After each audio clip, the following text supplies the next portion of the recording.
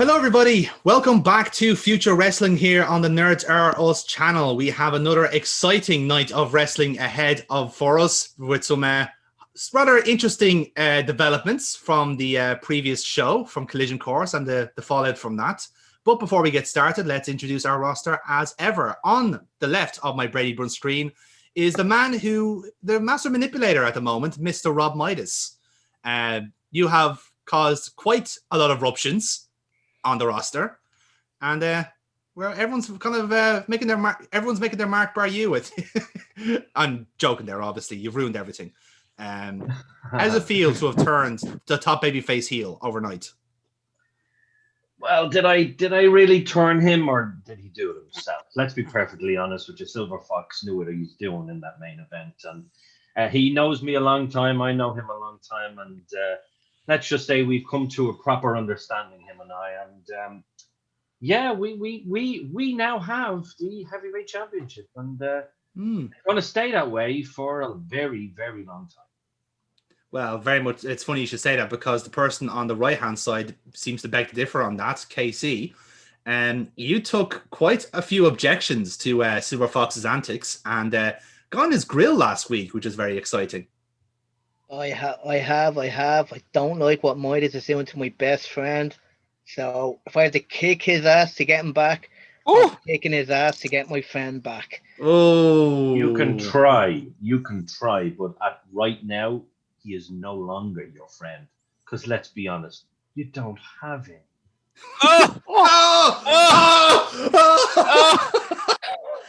Monster. Headshot.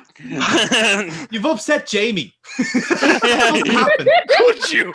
You know it's bad when he's back, baby. When you hear James Rage just going monster. He sounded like the fucking gingerbread man from Shrek. You monster! James Rage inexplicably has never had anything negative to say about Alan Morph. It is established that James Rage actually does fear Alan Morph, so that is true. We have established that. He fears what he cannot understand. In that case, fears Alan Morph. Alan, would you like a job? Do you need a manager? Do you need a manager? I need backup. In that case, Jamie, get him, Jamie.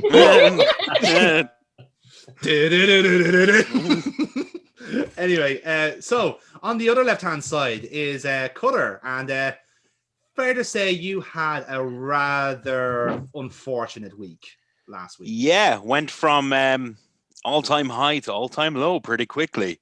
Cutter was excommunicated from the Rose family. He had the match won.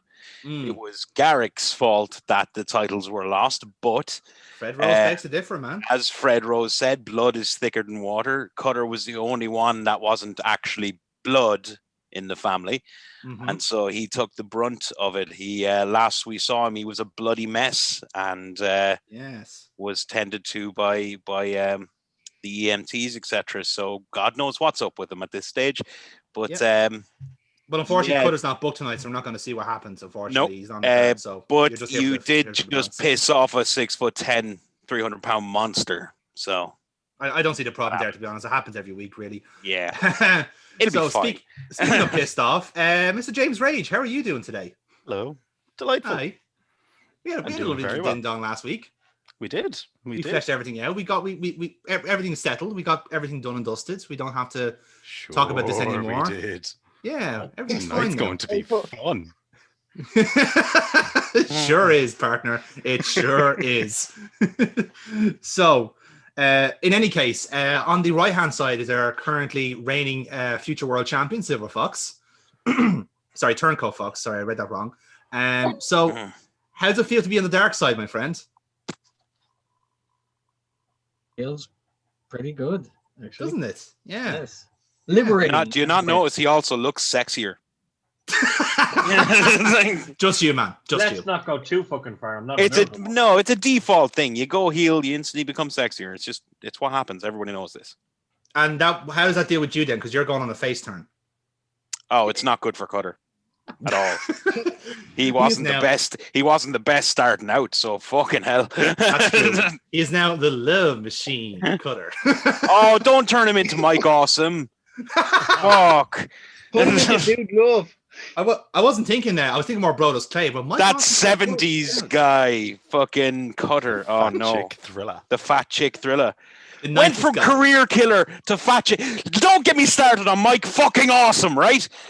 Wasted. I smell a watch graps in the future. Wasted. Violet, you're also here, and yeah, kind of a bit of a loose end at the moment, considering the tag team title match didn't go so well, and Jim Morris was a bit harsh last week. I think it's fair to say he had a bit of frustration to Bryan. I don't know why. I don't know what would cause him to be that angry, but he seemed to take it out on you last week. Yeah, it didn't quite go to plan. No, it did not. It really, seriously, really fucking didn't. I think it's fair to say. This is what happens when Kratos rolls you up, I guess. You just turn into like an angry old man, which Jim Morris almost certainly wasn't beforehand, I can assure you. So Jim Morris or Aaron will be joining us later on in the call, as will Amy, who plays Selena, and Kratos O'Neill. They'll be all in very, very soon, I'm sure. If not, we will just pretend they were here all this time and just book around them, because that's what we do on this call. But nevertheless, let's get the show on the road. And we have our opening cutscenes. We have our color commentators joining us to the show as ever. And they go, welcome back to Future Wrestling, ladies and gentlemen. And you've just seen what happened there last week in our main event between Silver Fox and Cyrus Gold. And we are not wasting any time here, ladies and gentlemen. We are giving the people what they want. We announced it on social media earlier in the week. We are starting off this show with Alan Morph versus Silver Fox. So let's cut right to the ring right now and get this match underway. And ding, ding, ding. Ladies and gentlemen, this first contest is scheduled for one fall. One fall. And it is a non-title match. Introducing to the ring first. And of course, we get our weighing in at 240 pounds from the Timon Woods in Dublin, Alan Moore. First thing that happens is Terry Thatcher's song Human starts playing. I come out wearing a Badger Max, tank top, jeans, taped up fist with SK and KON on it. For, Selena and Kratos. Yes. I reach into my tank top, pull out. I have a Fox Max on a chain. Chuck it on the ground, kick it to the ring, climb into the ring, like I pick the mask back up, climb into the ring, get onto the top rope, and just come on to Foxy. Well, I'll tell you have it, lads. I don't think I've ever seen Alan Morph as focused as we are now. That is a Badger scorned, I think it's fair to say. And I think, again, you can probably hear from the music we have here, this is probably the most human you've seen of Alan Morph. This has somehow got very personal very quickly between these two. And it's fascinating to see how this opening contest will start off. As was insisted by Rob Miles at the time, we are opening the show with this, which I cannot believe, Kratos O'Neill, that we're starting essentially with our main event. It's incredible. Indeed, the music goes down, the lights go down.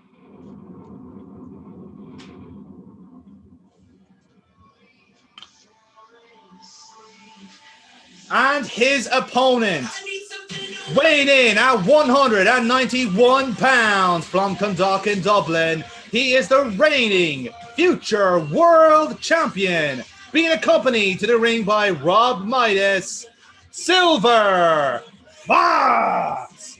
So the two of them walk out, but Silver Fox is in street clothes. And Rob Midas is beside him. And Rob Midas pushes that the music slowly dies down and takes a microphone.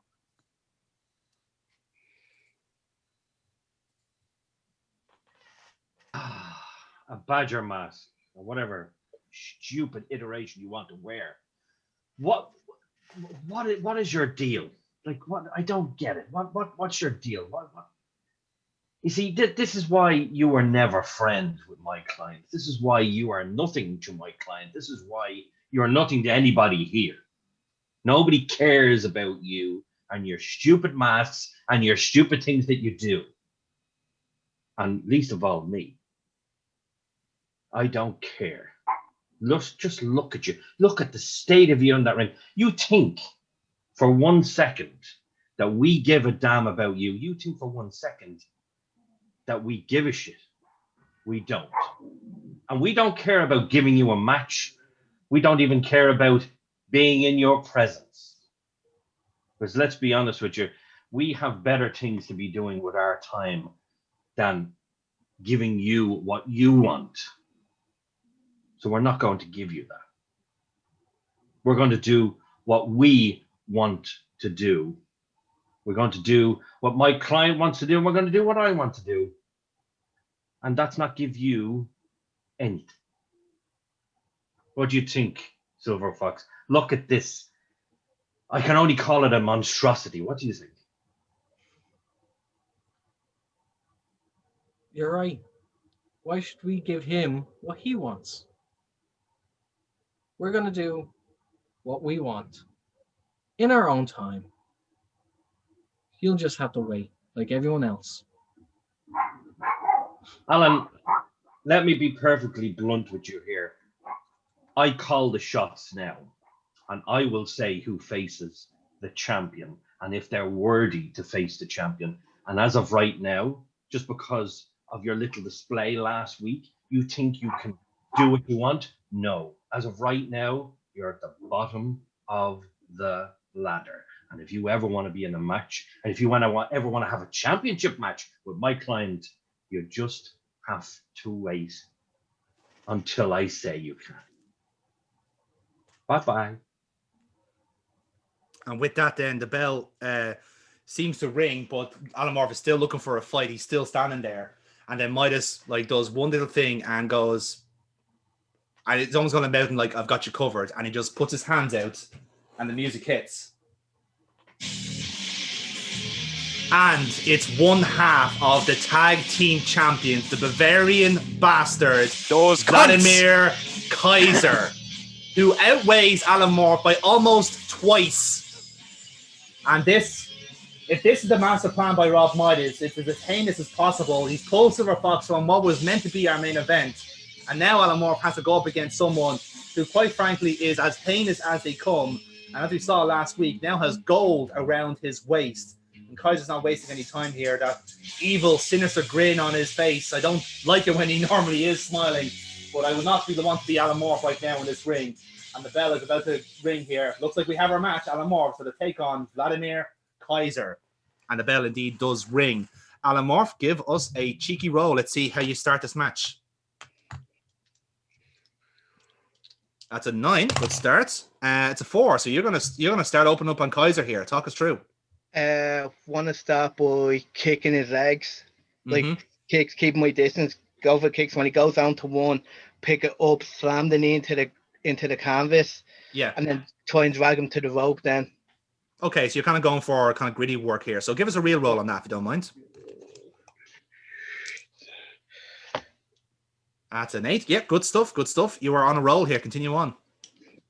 Take him to the rope. Put the foot on the bottom rope. Stand on bottom rope. Spring up. Do a senton sit out on it. Ooh, okay. Yeah, I like that. Work roll, please, if you don't mind. Straight roll.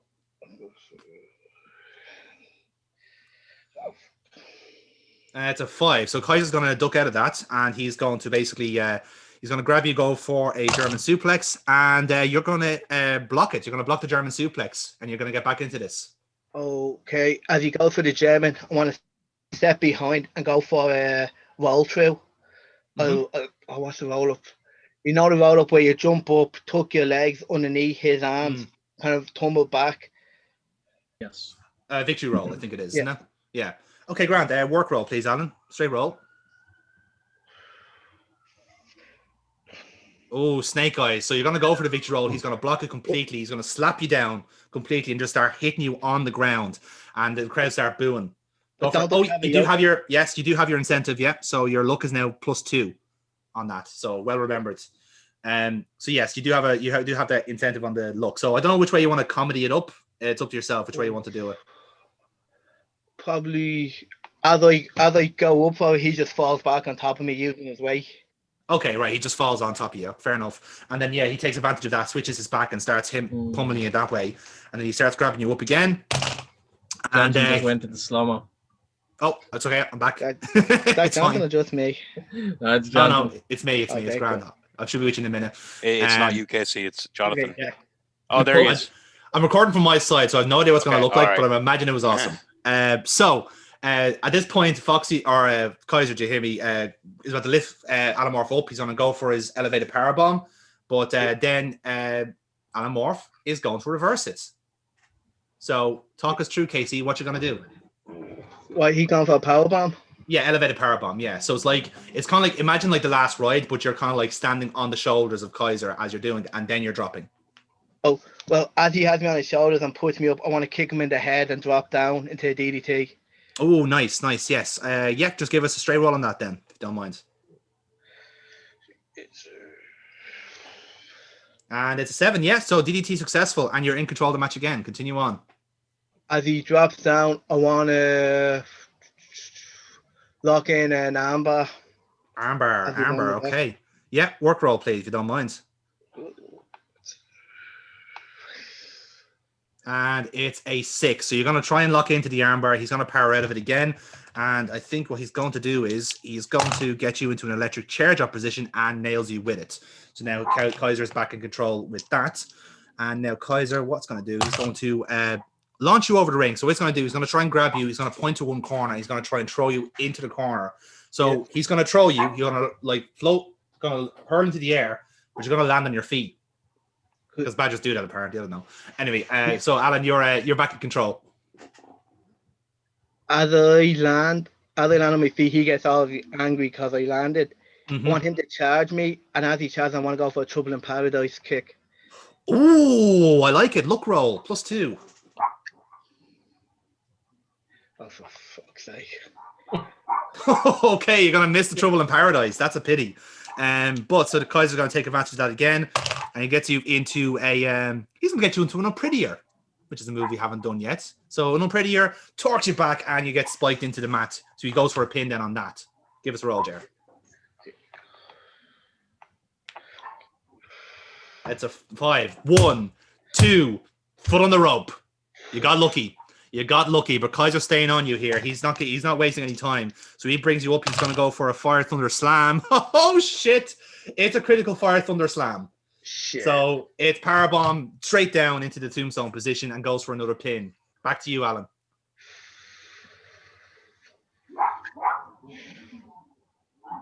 One, two, foot on the rope again. Lucky boy.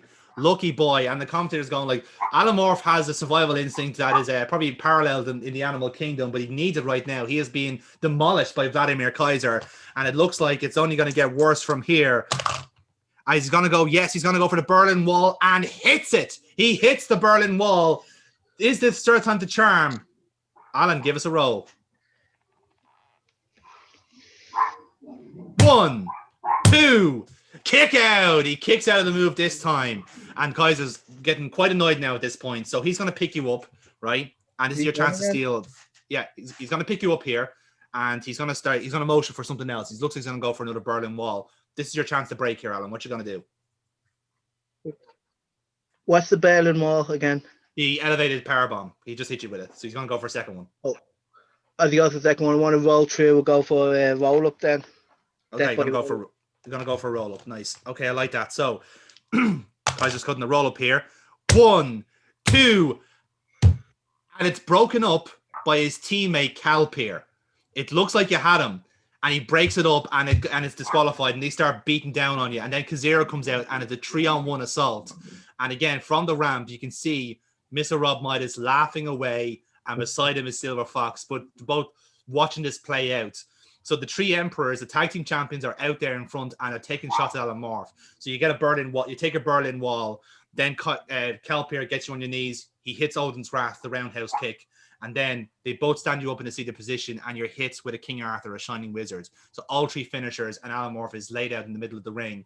The commentator is obviously disgusted by this, going, well, listen, I don't think we should be surprised by now by the antics of Rob Midas at this point, but it is actually quite insulting to me to see someone as Alan Morph, who has been the backbone of Future Wrestling, destroyed like this by these mercenaries of the brand, it seems. But obviously, Rob Midas has influence elsewhere in the roster, and this is only the beginning, I fear, of Rob Midas' influence. And Alan Morph is being catered to here by a medical staff. We're not going to see him again tonight. He is definitely out of it. It is a shame, but nevertheless, Silver Fox seems to have had his way, as has Rob Midas. And we leave it there. We cut the commercial. So when we come back to commercial, the commentators basically feel going, folks, we'll come back to Future Wrestling. We are going to be talking more, but we want to cut backstage now because we believe Rob Midas is currently in Kyle Decker's office. So let's go about it now. So again, the scene is Midas walks in with Silver Fox in tow, kind of staying behind, and Decker's in his seat. You know, I don't think we've actually been formally introduced. I'm the general manager, and you're Mr. Rob Midas. Am I right in saying? Yes, that would be correct. Well, we may not have met, but I'm just letting you know now that you can have all your little commissioner. What did you say your position was? General manager Midas, don't forget. General. Don't forget. Oh, don't worry, I won't. But you are nothing to me, so that really doesn't matter what position you hold. You could be owner, janitor, or James Rage's little bitch for all I care. I don't really know. But basically what I'm going to say to you now is that you don't control the world champion anymore. I do. So I will say who faces the world champion from now on. And let's be honest, Dicker, there's not a single thing you can do about it. You can try, but there's nothing you can do. Is that right? Oh, yes. That's funny because I'm seeing you get used to a lot of people trying to call the shots around here. But, you know, I've had a week to think about a lot of things, and I thought I'd be a bit more diplomatic about my approach. So I'd like to hear what you think. What's your grand idea? Because I've got a pretty big show coming up, and I need Silver Fox to go up against Contender. So you got something in mind, Mr. Midas of Sound, Mind, and Body? You're a funny man, Mr. Decker. You should use your humor on James Rage. That way he wouldn't kick the shit out of you whenever the hell he feels like it. My idea is that I will choose who faces Silver Fox when I want to choose who faces him. And basically, you have no say in the matter anymore. I will put an opponent for him when I choose. I will tell you and all the people of the world when I choose. You do no longer have anything to do with me and that championship. You should run along now and deal with your other issues. But before I do that, actually, like I said, I want to be a bit more collaborative in future. And I'd be fair, Rob Midas, I do like your sales pitch. I like the way you conduct yourself, as much as we will disagree on things. But you want to decide on a contender. I like to do things the traditional way. I want people to earn them. So how about we collaborate on something? You like prestige. You like honor. You like all these things. How about the Rob Midas Invitational? You pick your people. Pick the contenders you want in that ring. I'll screen it, see if I'm happy with that group. Maybe I might want one or two additions of my own. There's a lot of people I think are worthy of a title match. Let's talk about this, because I don't know if you realize, but you rather torpedoed our main event tonight, having it up first and then ruining it. So we need a main event for tonight. And once we do, me and you are square. I have no other quarrel with you. So give me my main event. You have your invitational. You pick the contenders. You pick the choices. And whoever wins out, let's say in a over the top battle royal, and whoever wins out in that faces Silver Fox at last stand. And more than that, to prove I'm a man of my word, and I am a man of my word, I'll get them to sign the contract there and then. You can sign it, Silver Fox can sign it, and whoever wins in that battle royal, no nonsense. Whoever wins that battle royal signs a contract there and then. It's ironclad. It's locked in. It will never be changed. That person goes to last stand to face Silver Fox. You know what, it's a good opportunity, you know? You know what? I didn't think you had a good idea in that brain of yours, but you know what? I actually like it. The Rob Midas Invitational Over the Top Battle Royal. You know what? I like it. So I tell you what I'm going to do. I'm going to let you have your little idea. I'm going to come up with a name of worthy opponents, and let's see if you can come up with scrape the bottom of the barrel of who you have, and we'll see how the main event goes. We have a pretty good talent here, Mr. Midas. You'd be very smart not to underestimate them. Oh, I don't underestimate them. There is a huge wealth of talent here. But you have far too many things to be worrying about than the World Championship right now. But take 5 minutes, see who you can scrape together, and we'll see you in the main event. That we will. I'll be there ringside. And we leave it there. Lovely stuff. So, Mr. Rob Midas of Sound Mind and Body, give us a luck roll +2. We always forget about this. The integral part of the show. Yeah, the main part of it, right? Literally every one of us does. Don't worry. Hold on. And I always forget to put the fucking thing Write this down. Right? Yeah. Oh, I definitely didn't just forget, and he reminded me. 11. Oh, that will do. That's an audience. That's an audience and momentum. Lovely stuff, Mr. Midas. So that will do. Knocked it out of the park. Actually, I forgot you cut a promo before the match as well. So give us another roll. I forgot that as well. And Foxy, you can give us a roll as well, actually. Oh. All the rolls. Okay, right, fine. That cancelled out. So either one of those promos was a stinker. We'll let the people decide. 6. A 6, and the +1 carries it over the line, so you get some momentum at least. But Midas does pick up the audience for the promo, so good stuff. And right, let's move on with the show then. So Aaron, welcome to the show, buddy. You came in just in time. Your match is just so you timed it well.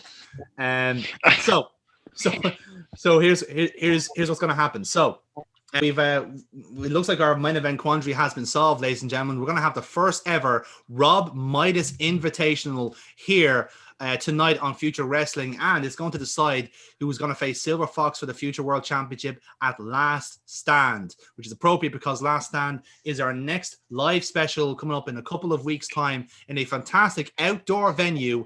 And we're happy to announce tonight that the first match on that card has been announced today. A clash of generations, Kratos Neil, if you will, as Cyrus Gold will take on Jim E. Morris in a fascinating, almost dream contest for wrestling connoisseurs. I'm going to see more of that. We very much had a bit of an altercation last week, and that seems to have inspired this match. And we're going to see more of that tonight, I'm sure, because Cyrus Gold was meant to compete here tonight, but unfortunately he's come down with a case of food poisoning and cannot join us tonight. So as a replacement, we are going to get into our next match, which is set for One Fall. And obviously, One Fall! Do the whole thing. And introducing to the ring first, weighing in at 237 pounds from the greatest country in the world, the United States of America, Captain Jack Freedom. So this guy had a lovely time last week, I think it's fair to say. And when I mean lovely time, I really do mean that ironically. Because, he got sparked out tonight. But he's still trying. He's still trying to make himself noteworthy on the Future Wrestling brand.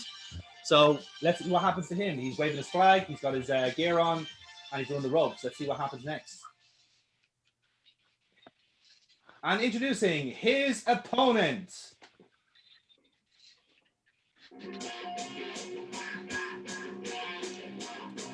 Weighing in at 227 pounds from County Cork, Ireland, Jim E. Morris. So, you are? I'm going to stand at the top of the ramp, microphone in hand.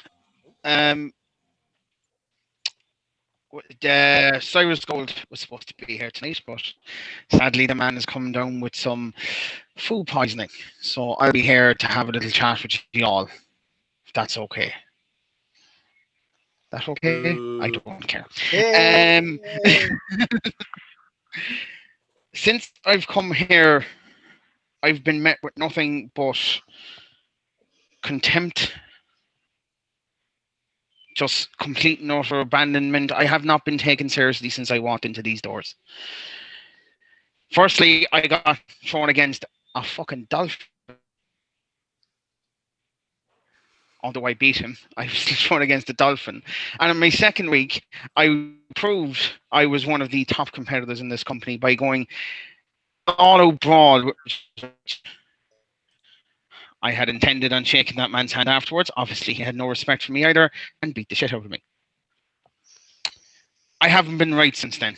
I've had 2 very bad matches since, 2 very heavy losses. Technically a third, but I feel like I made my point last week when I said things are changing and it's all your fault. Cyrus Gold says that I stole his finisher and I'm a move stealer. Fuck Kratos. I'm a move stealer. Well, I'm not. I've been doing this a lot longer than he has, and I'll be doing this a lot longer after he leaves. An old man I am, but I'm telling you right now, I'm going to make sure that my name is on everybody's lips by the time I'm done with Cyrus Gold. Do you want me to walk into the ring here with Mr. Jack Freedom? That's fine. And I'll prove again, and I'll make a statement again, and I hope he's sitting at home watching as I pummel and pick apart and come out again on top. Captain, oh God, Jesus Christ. Ring the bell. Captain cringe at this point, I think it's fair to say. That was in my head. That form was a lot longer and it was a lot better, but I'm so tired after working half. I was like, you got your point across. You got your point across. It's fine. I was sitting at home all day going, oh, this is going to sound so class. And then I finished work and like everything went on my fucking head. I was like, shit. Yeah. This is why you write shit down. Yes, Jim. Before you start off your match, give us a luck roll, please, which is -1. Yep. And it's a 7. Okay, it's grand. It'll give you a bit of momentum starting off, and we ring the bell. So give us an opening roll there, Aaron, if you don't mind. 6. Captain Jack Freedom rolled a 10. So he's going to start off nice and strong. He's going to go like, oh, look at this guy. And he just goes for a big power throw across the ring. So he does the whole flexing. Yeah, he's doing the whole Lex Luger shit, and everyone's booing as well. This is a very unlikely match. America, fuck yeah. Fucking day. America, brother. So again, Captain Jack Freedom, not one to be able to read the room. What he does is he picks you up, he goes for a body slam, and he starts pointing to the crowd and doing that. And then doing this, and he gets booed out of the fucking building and hits a leg drop as well. So it's like, wow, what's the problem with you? What's wrong with you people? Goddamn Europeans! You don't know class, right? So then Jack Freedom keeps going. Okay, I got this one, right? And he starts shaking the ropes. Yeah, see, you got this, huh? He goes for a big splash. Now, you're still booing. Okay, I got this one. Okay, all right. I got this one. Right? Okay. So he starts going then, goes up to the top rope and goes for his big splash. Superfly splash. And he goes for a pin. And everyone keeps booing him. Problematic boy. There's been a murder. Yeah, you should be thankful I'm going for that because you don't want to know what my next spot was going to be. Aaron, give us a roll on the pin. 1, 2, kick out just before 3.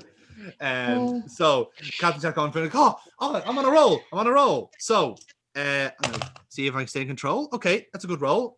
So Jack Freedom's gonna pick up Morris and he's gonna whisk him into the turnbuckle, and he's just gonna like run the ropes. He's gonna go for a big knee strike, and he hits it.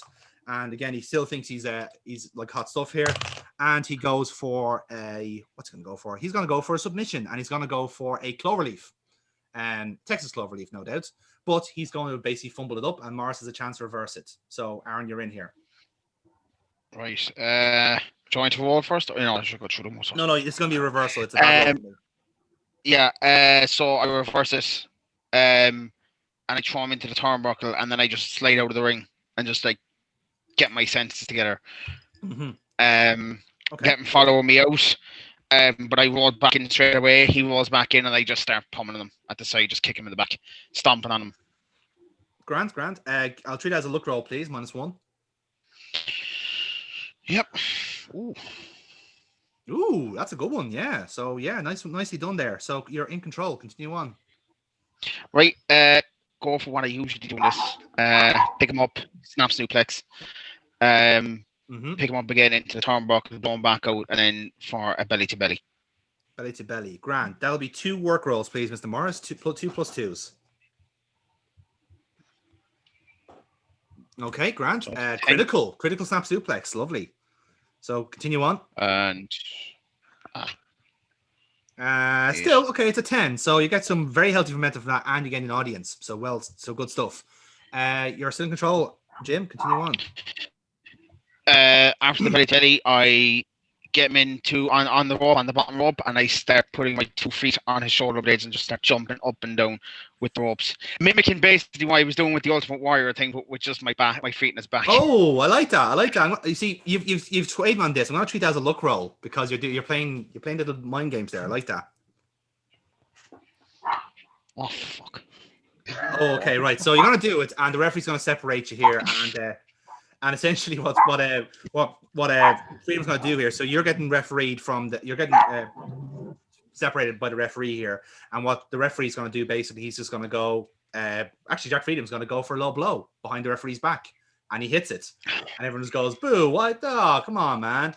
And then what he does is he goes for the torture rack, because that's the next spot.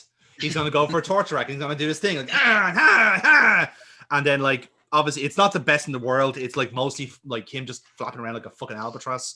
So Morris has a chance to reverse this. Everyone does the Jack Freedom albatross dance.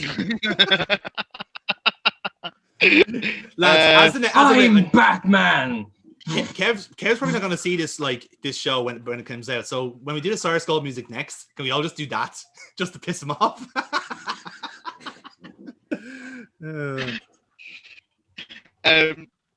I start wheeling my way out of it, and once I get out of it, I push him off into the ropes, and I hit a backbreaker. No, the code breaker. Code breaker. I don't Okay. know what it's actually called. Yeah. And and then I attempt my finisher. Right, so you're going to go from code breaker into the brass ring, right? So I will treat the code breaker as a luck roll, -1, and then you give it a straight roll then if that's successful. That's grand. Okay, so it doesn't become a critical, but now it's for the brass rings. You got 6 momentum if you want to spend it. Yeah. Okay, so it's a +6 roll, and good thing you did too. So it's a 14, and Freedom has one way out of this. Hopefully, that's not a good start, isn't it? Right. Again, so the brass rings are locked in, nice and tight, nice and snug in the middle of the ring. Can Jack Freedom break out of it? He's going to keep rolling. He's going to keep growing. He's going to keep growing. He's going to scream, "God bless America!" and taps out. He taps out with one great yell of patriotism. Ladies and gentlemen, your winner, Jim E. Morris. So, Morris, talk us through the afters. I kick him in the back a couple of times, but I eventually ended up kicking him out of the ring, and I just stared on the camera. Do you see that? Do you see that, Cyrus? I And like walk out then, just staring out the announce table as I go. I like that. So, slight sideways glance to Kratos as Jim Morris is leaving here, but a very important match for Jim Morris. He's back on winning ways. It's not even a side. We won't even say it's a sideward glance. I literally stop halfway up the ramp and just give him fucking dead eyes, and then I walk off. I like that. And and off he goes. It's like, well, Kratos is probably a good thing because Jim Morris is in a winning mood tonight, as Captain Jack Freedom found out again. Very much a story of Captain Jack Freedom. Really comes in with a hot head of steam, blows off very, very quickly indeed, much like the geezers in Yellowstone National Park. American reference. And nevertheless, it's still not enough to secure a victory here in Future Wrestling. And Jim Morris back to winning ways as he sets up for his intriguing match with Cyrus Gold. So, welcome back to Future Wrestling, everybody. We've just seen a emphatic win there for Jimmy Morris, and unfortunately now we've been kind of anticipating what's coming up next, Kratos O'Neill, and I'm sure you'll probably give us more information on this. But Selena appears to have kind of settled her conscience here, because we heard a lot of her last week, and she seemed to be weighing up her options, if you will. And as I understand it, Kratos, I think she's made her decision. that she has, Mike, that she has, and she will be now sharing it with us after when she's here. Yeah, and it looks like it is now time to hear from one of the top stars here in Future Wrestling. Here comes Selena. And of course, the crowd gives a warm welcome to Selena. They kind of, some of them are kind of chatting away, but they're still cheering. They're still giving the love. And Selena comes out. So Amy, talk us through. So no real fanfare at all on this one. Just determined, just head straight, going right towards the ring. No baseball slide. Actually using the ring steps that we have, and going through the bottom, the bottom 2 ropes as opposed to her normal kind of over thing. Grabbing the mic and then just waiting. So again, we have a few chants going. So the Selena chants are going away, and they start kind of quieting down. They chant up, they pipe up again. They go down, they go up. Usual routine, but eventually, as you have the mic to your mouth, they quieten down properly. Okay.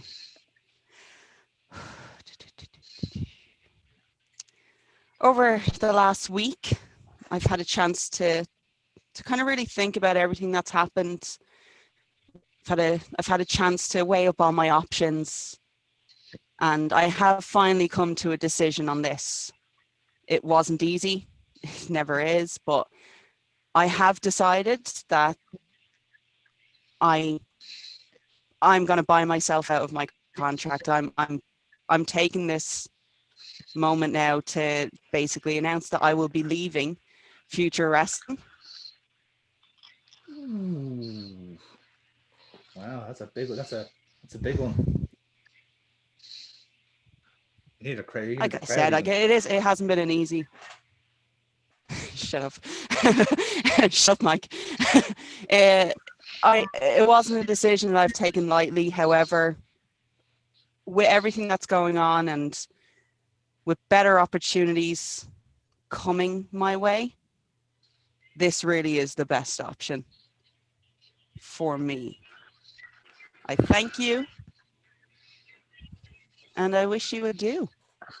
And then I just pop the mic on the ground and get ready to leave.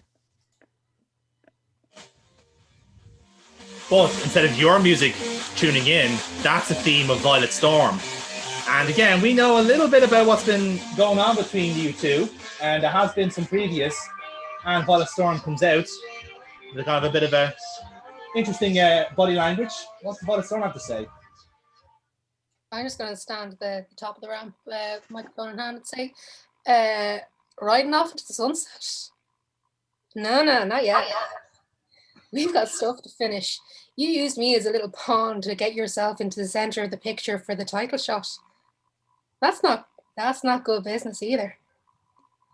We've got something to sort out. Interesting. Is that it? Oh, can I do it? Can I do it? If you want it. Yeah, please Okay. do. Please do. Yeah. Okay. So again, Selena looks like she's leaving. She kind of goes like, Just have a little smirk on my face. yeah. Pawn. No, sorry, Violet. You were never actually a main eventer anyway. See, what I was trying to do for you was a favor. Trying to light a fire under you instead of having you as the doormat that you've allowed yourself to become. I gave you a chance to actually get out of your shell, to move away from the wall, to actually be seen by people here. And what did you do with it? Nothing. You're not on my level. I am going to take my ride off to the sunset, because until you actually reach a point when I think you're good enough, then I'll give you a chance. But until then, you can just go slink back into the background where everyone else can ignore you just like I am. See about that since I've earned everything I've got. I didn't hear that, sorry. No, legit, I didn't actually hear what you said, sorry. What? Bullshit. Bullshit. No, I can't bullshit. What did you say? What? What did you actually say? That I've earned everything that I've got. I didn't Earned. I Oh, didn't sorry. Yeah. Earned. What? Sorry. What didn't I earn? Show me exactly what I never earned. What you earned? You won a match. You haven't been doing anything else. Shush! The adult is speaking now, child, and you are going to listen. Every single thing that I have done. Oh, okay. So that's the way you want to do it? That's really how you want to play this. You think you can play with the big girls? All right. Prove it. Actually stand up and be someone. Prove that you're good enough to be my last match. Prove to everyone that you're not just a walking mat for everyone just to wipe the dirt off. Actually stand up and be a fucking wrestler. Grow a spine and actually come right at me. You're standing there on the ramp. You didn't even have the decency to come into the ring to challenge me.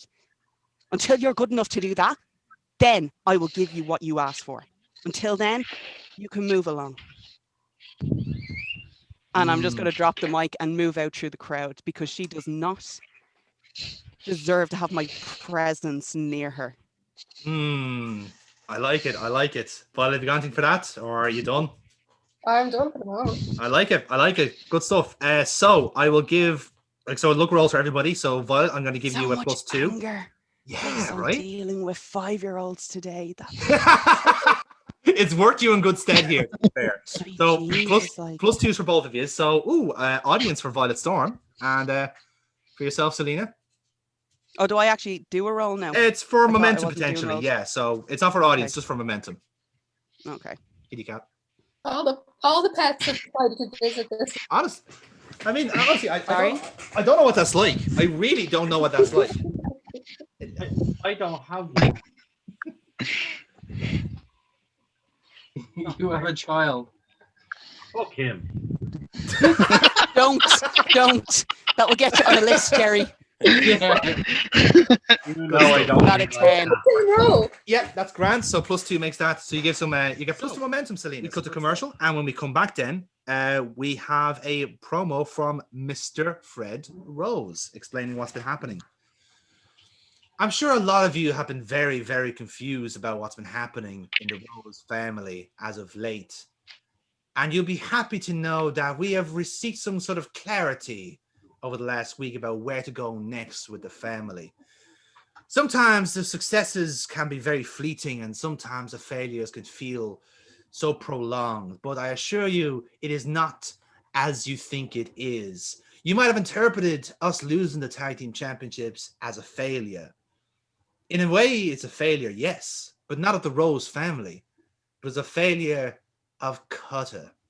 You see, Cutter was simply a mercenary. All he was a hired gun. We brought him into the family. He was adopted into us, and we treated him as one of our own because that is what we do. Just ask Damon Garrick. He learned a long time ago to play by the Rose family rules, to obey tradition, to learn from the prestige, from the honor that is the history. But for Cutter was soft. Cutter tried his best to show some sort of human side. If you don't believe me, it perhaps is hard to believe for a man of his size and breadth, but look at the baptism match. That was his one chance to cement himself as a monster, and he fell to a petite woman. First mistake, Mr. Cutter. You have been on borrowed time ever since. Your last chance at salvation was the tag team championships, and your one and only objective was to keep them, was to be champions until I said so, until the next part of the expansion was complete. But no, you fell short of that particular hurdle, didn't you? Your one task to provide protection for the family, and you couldn't do it. So now I hear you people asking, what happens now for the Rose family? Are you vulnerable? Are you in danger? Do you not feel threatened? And the answer is no. Because I know from the Rose family, we have an immunity to failure. When people leave the family, they're not just gone for a couple of weeks like a prodigal son. No, they are excommunicated from the family, and I mean that quite literally. You will never see Cutter here again in Future Wrestling. He is gone. He has gone back to the bingo halls we found him in. And I will show that now when you see the next evolution of the Rose family. My daughter Dahlia. It's now her time to show why she is ready to take on Future Wrestling by herself. Garrick has potential, but Dahlia is born into potential. She is success personified. And to Michaela Joyce, second generation superstar, that's real cute. That's nice. But Joyce isn't a fat name of prestige when the Rose is. And you're going to learn that right now. So we'll see you out there. And indeed, you walk off camera and the music hits already. And for extra mind games, they've taken Cutter's theme music. Bitches! Weighing in at 170 pounds, representing the fact Rose I'm not family, there is pissing me off more. being accompanied to the ring by Fred Rose and Damon Garrick, Dahlia Thorne. Well, folks, that is the registered theme music of Dahlia Rose, of Cutter, I beg your pardon, but Dahlia Rose is coming out to it. Very much the salt in the wounds there of the 6'10" giant, who obviously isn't here tonight. But it's very much a hard pill, bitter pill to swallow if you're Cutter, as the family now seems to have moved on very quickly without him. And indeed, introducing her opponent,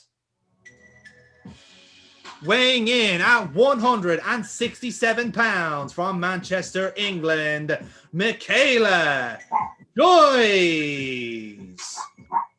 So we've seen Michaela a few times. She's part of the Youngbloods tag team. Youngblood obviously accompanying her to the ring this time, giving her the coaching she truly deserves. Again, because she's quite a young hot shot in the ring.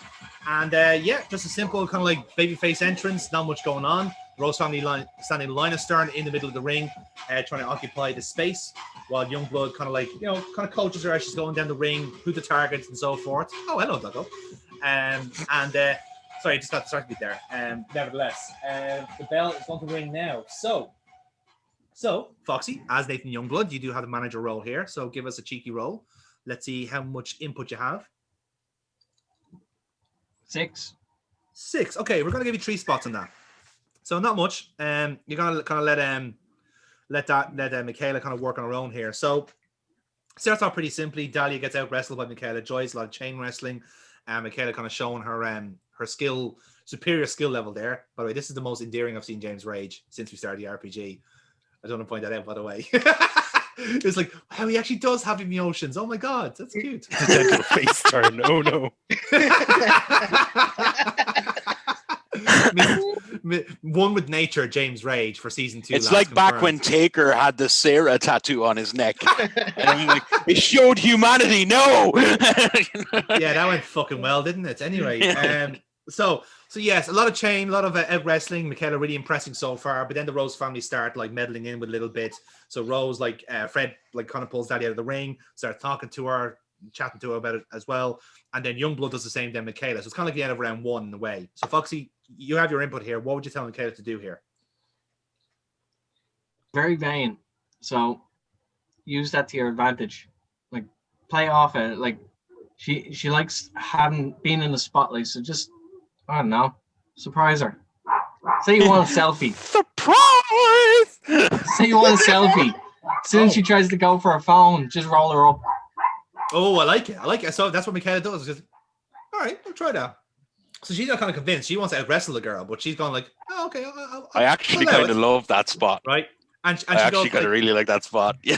No, I can't do a Manx accent because I'm allergic to them. But I will.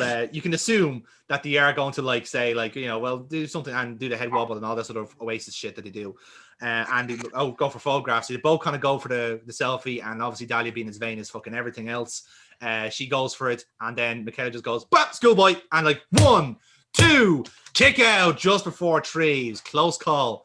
And the Rose family are remonstrating at ringside. So while Fred Rose has the referee distracted, Garrick pulls Michaela Joyce out, throws her into the barricade. Foxy, this is your chance to intervene. Yeah, so I'm not gonna let this happen. So I actually sprint around. I actually give him a big push. It's like, not happening. Oh, I like it. So with that in mind, then obviously Garrick starts squaring up with you, and there is a pretty significant height difference at this point, but again, the referee is still distracted by Fred Rose here. Dahlia Rose still kind of in the middle of the ring.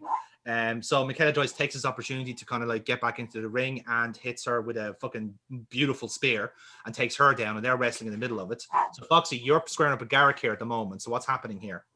Yeah. So like I'm squaring up with him, and just I realize there's a height difference, so I'm just like being smart. I kick him in the shin, bring him down, and then just start clobbering him then. Oh, nice. So you take the big man down, and the crowd starts cheering. It's like, Youngblood's back! And then suddenly, you think you're doing well, but then suddenly, from the back is a cane to the throat, and you're getting choked out by Fred Rose, and everyone's booing, and you're down. And Fred Rose gets Garrick back up, while the two are wrestling still in the middle of the ring. And Dahlia Rose gets the upper hand on Michaela Joyce, because obviously Youngblood's down injured. She gets distracted, and basically tries to roll her up. 1, 2, kick out. Michaela Joyce is still in it. So there's a bit of a square off in the middle of the ring.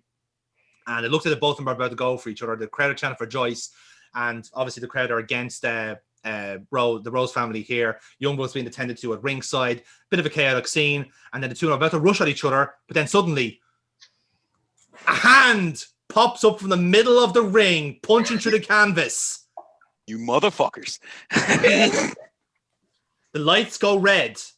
Everything starts like flashing, and it's all red and black. It starts flashing.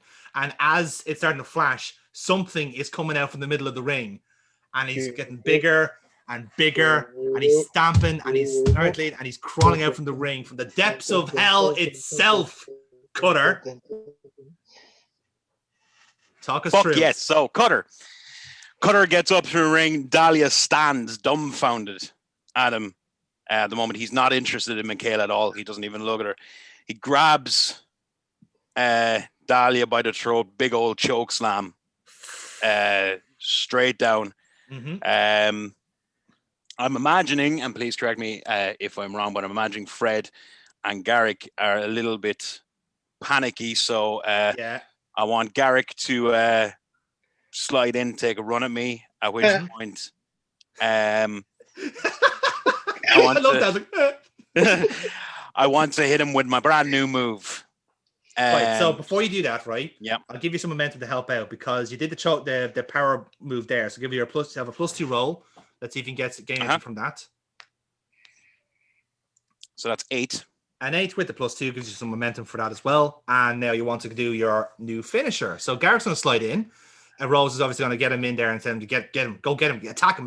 Garrick's going Garrick slide in. I want him to run at me. I just a big boot straight off the bat, and just a smile on Cutter's face while he lifts him up. And then it's into the Fisherman Suplex Power Slam, which is, the kind of adjusted thing. So it's suplex position, leg hooked up, turn, and straight down. Love it. Okay. So I'm going to treat that as 2 rolls, both power rolls, +2 on that. Okay. So that's 9. 9 with that, made more momentum. And then for your new finisher? So it's 10. 10. So that's your critical. So you just gained an audience from that as well. Lovely stuff, lads. Awesome. You very much love to see it. So yes, with that, then Cutter is rather on fire at the moment, and he just obviously he's in control. He's taking out Garrick. What happens next? So I want him to pile them on top of each other and get a microphone, if possible. The floor is yours. Okay. Rose, I have to thank you, because now I'm free. I can say, I can do what I want. I'm free from your pseudo-religious bullshit. I'm free from everything that was holding me down. The monster is unleashed, and you are in my sights. You made the biggest mistake of your life, letting me go. I was the only thing that made the Rose family. I was the only thing that made you relevant. I was your instrument of salvation, and now without that, what have you got? Huh? You've got the green as grass little fuck Garrick, who couldn't win anything to save his life. You've got your little bitch Dahlia. What good has she ever done? And look at them here at my feet. Rose, I will get you, and I'm gonna hurt you. I'm gonna hurt you really, really badly, and I'm gonna enjoy every second of it. I want you to look at me, and I want you to see your Armageddon.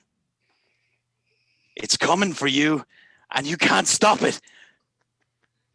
I like it. I like it. Yes.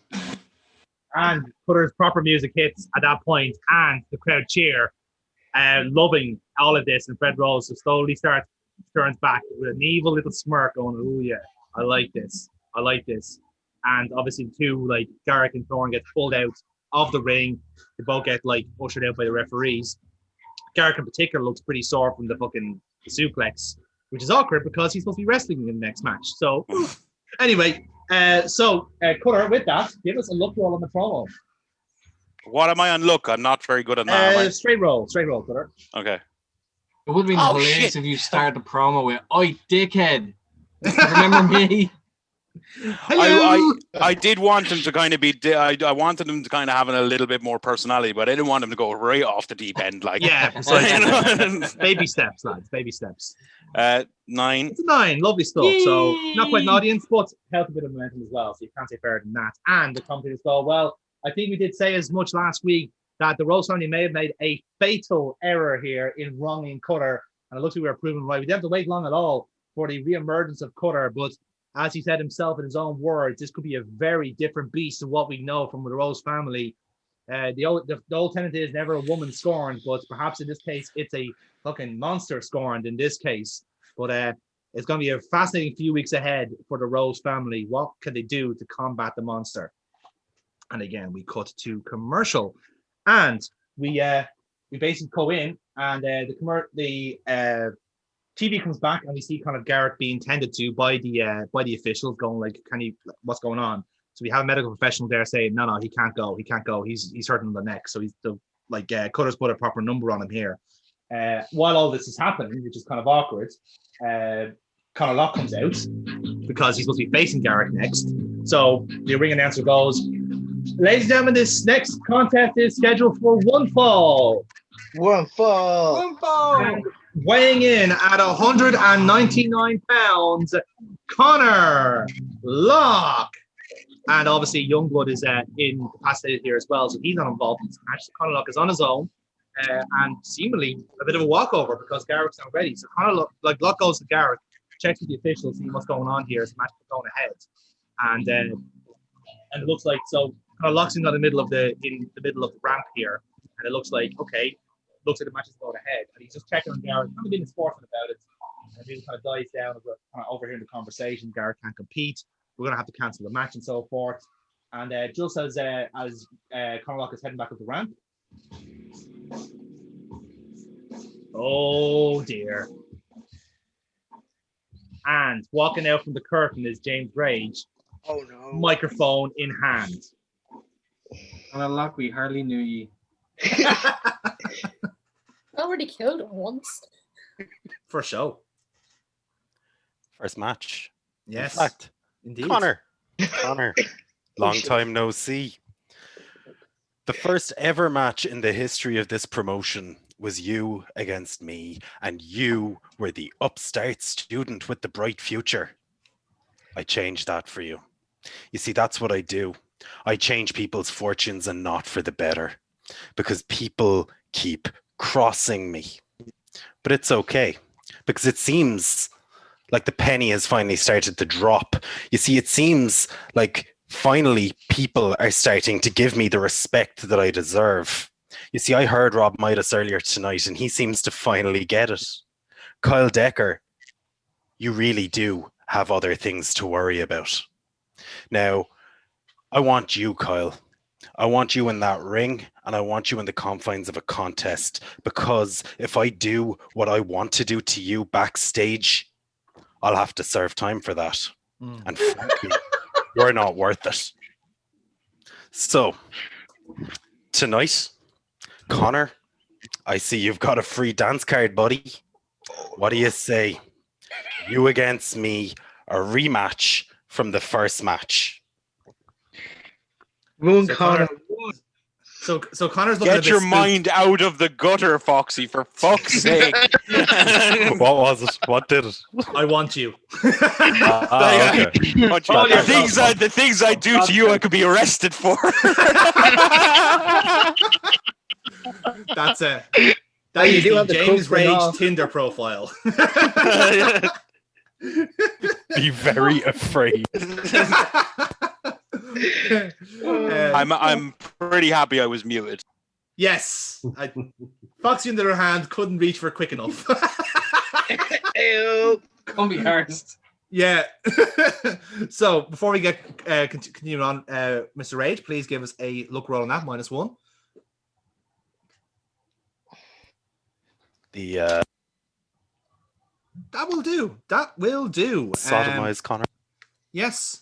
Well, later, maybe. I don't know. Sorry, did anybody else have his mic cut off and he just said sodomized Sodomized Connor? Yeah. That is how that's going to come across in the call as well. So, art imitating life, apparently. Anyway, You're going to kill Foxy, right? We need to move on from here. Yeah, it's vitally important we do not dwell on this. So it's gonna transpire, obviously, that Conor Lock's gonna kind of look around. He's obviously looking to run, but you're kind of like you're in his way, so he can't really run as well. So he's thinking like, he's kind of looking. He has a kind of like a ring jacket there. He just takes it off and says, "Right, let's go, let's do this." And you're thinking like, "All right, okay, let's see it." So again, like the commentators are kind of afraid for him. So the two of them kind of walk quite like, gentlemanly to the ring together. And the referee goes, "All right, ring the bell." So the match is going to happen. The commentator's going, "Well, Conor Lock, we know exactly what happened to him the first time these two met. And it was a broken jaw that put him on the sidelines for quite a while. But it looks like perhaps even for the honor of himself, or perhaps even for his mentor, Kyle Decker, he's competing against James Rage tonight. I do not think it's a good idea for Conor Lock, but I don't think you'll listen to me now at this stage. The match is about to happen, and James Rage is about to go to school, it seems." And Mr. Rage, class is in session. Okay. Yeah. Right out the gate for the spinning back fist to just. Very well. Give us a reel. Though. Well, the reel helps you out there, so yeah, you do knock him out with it at least, or at least he's down to the ground. So continue on with it. Cool. So I run over. Mike's on there, Jamie.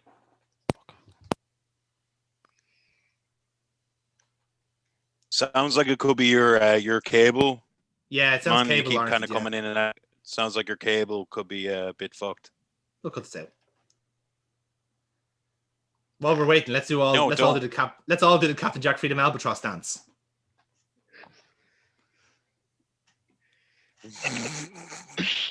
We give him 2 minutes, and if he's not back, I say he loses to Conor Lock. Hold on, Mike. Give me a mic so I can do a promo without him interrupting me. And Yeah, get Jerry to cut a promo on him now. Go for it. No. Ah, he's back in. It was the sheer anger of a threat of a Jerry promo brought him back. Vitriol. He's living up to the gimmick. So I drag him over to the bottom rope, the one Yes. facing the ramp. I put his mouth over the bottom rope and I on the back of his head. Oh, Staring up the ramp and saying, "You did this, Kyle. You put him here." You did that before, didn't you? Can you please stop trying to kill Possibly. I definitely, James, you're a lovely man. Never going against you again. Yeah, that's a hell of a spot. So yeah, that'll do it. Yeah, so it's happening. It's technically safer than putting his neck over. That's true. That's actually more concerning. Anyway, hopefully he has good teeth, but considering he's Scottish, I highly doubt that. So Rage, you're in control. We can hear fucking like Locke kind of screaming with the fucking pain in the mouth. But continue on, Rage. You're in control, regardless. Cool. I kind of throw him back into the corner, hit the opposite side, and come back with a run face wash. Face wash, grand. Look roll, please. -1. And that'll do. Yep. Lovely dub. So face wash is successful, and you're still in control of the match. Cool. from there, I scoop him up. I Mhm. just hold him in the loose front face lock DDT. Yeah. Front face lock. Again, signal Kyle, this is your doing. Hit the DDT, and then from that, lock in the guillotine. Very well, very well. Grant. So I'll treat it as 2 rolls, both straight, because one's work and then it's your finisher. Okay, so you're going to go for the DDT, and Connorlock is going to have a chance to break out of this. So what he does is he ducks under, and he goes for a hammerlock DDT, which is Decker's finisher. Funny enough. And so he goes for it. He's gonna wrangle for it. He's gonna hit the DDT, but you've kind of like held position in a way. So he's locked in. He's after hitting the man himself, but you've like held firm, and you're just gonna like you have a chance to kind of power out of it. Basically, you've kind of like in a kind of like a staunch position while he's thought he's hit the DDT. So he's motioned for it. He's like gone for the hammerlock, but you are gonna try and I guess power out of it in this sense. Okay. Wait, what? Right. He He's got. He hit the DDT. No, what's happened is like he's gone for the hammerlock DDT and he's dropped Yes. himself, but you haven't. Oh, You've held okay. him. You've held him Perfect. like with your like our strength basically. Okay, in that case, I'm going for like the full-blown Northern Light suplex. Oh, nice. I will treat it as a power Deadlifted. roll. Yeah, deadlift. Yeah, so Good. power roll +1, and that is a 9. So you are back in control of the match. Sweet. Yeah, so I do that and like kind of roll back from the bridge so that I'm on top of him, and then I start dropping the elbows. Oh, great, grand. Real roll, as I've please. been known to do. And indeed, and the MMA kicks in there as well. So that's an 11. So more momentum, and the cheeky audience as well. So not enough for the injury, but he have hit the elbows, and the last one does kind of hit him again. Referee checks on him. He's still going. He's back up to his feet, and he's beckoning you for more. The fighting spirit's kicking over here. So again, Rage is going, oh, I like this kid. I like this guy. So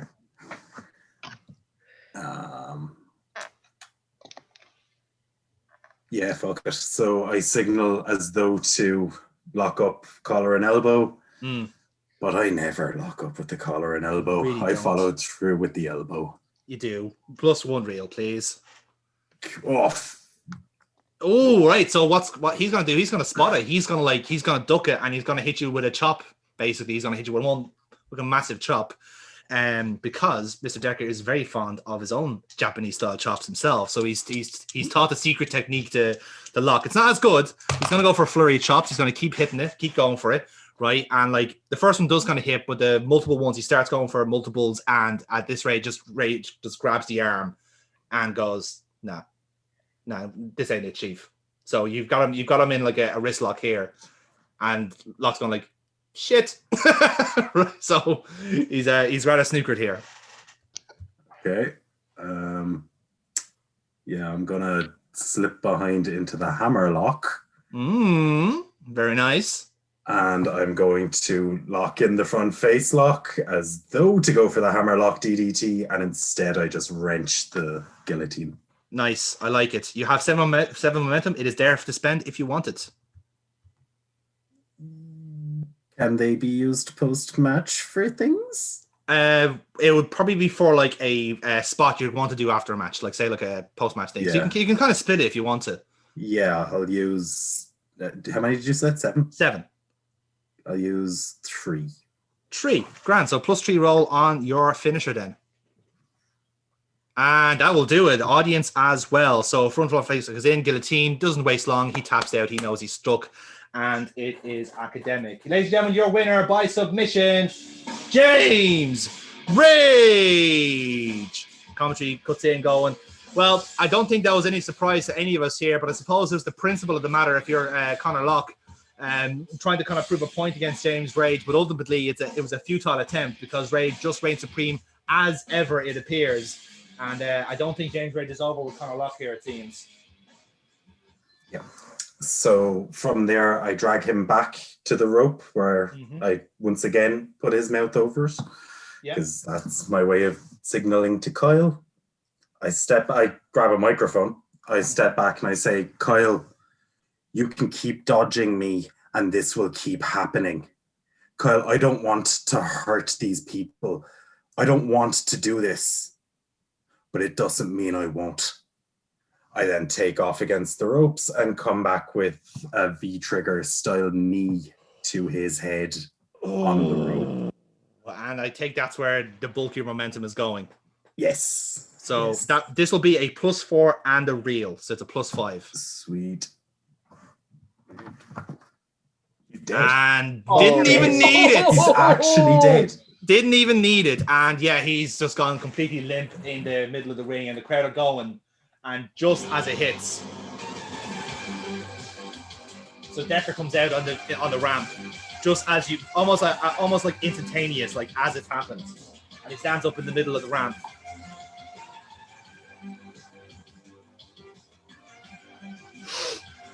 Starts walking down, slowly walking down the ramp. He's kind of mulling something up there. You can kind of see it. Rage starts going into the middle of the ring. Come on, motion. And yeah, he's doing that kind of thing. And Decker kind of going like, starts taking off the jacket. Trench coat, takes off the jacket, throws it across, stands up on the apron, stares Rage down.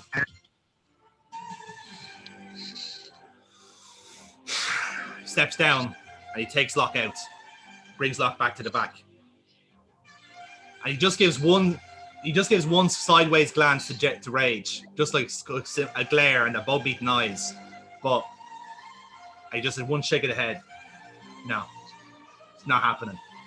And he walks off and leaves Rage in the middle of the ring. And there you have it. That's how that one ends. So, lovely stuff, lads. Yes. So, you are currently top of the cards, James. So good stuff. As we move into our main event. Now, you take away my students, I take away yours. It's a real kind of like my dad's bigger than your dad's type storyline at the minute, isn't it? It's weird. In fairness, though, like Jonathan only gave them Germans, you literally break their faces. You know. This is a fair point. To be fair, why James Rage is a lovely man. He really is a great man for the parish. It has to be said. So yeah. Yeah, exactly. You're such a nice, wholesome guy, and we won't say anything else about that. Absolutely whatsoever. I think he's a little bitch. Your words, not mine. And you will do good to remember that as well. Let's be fair.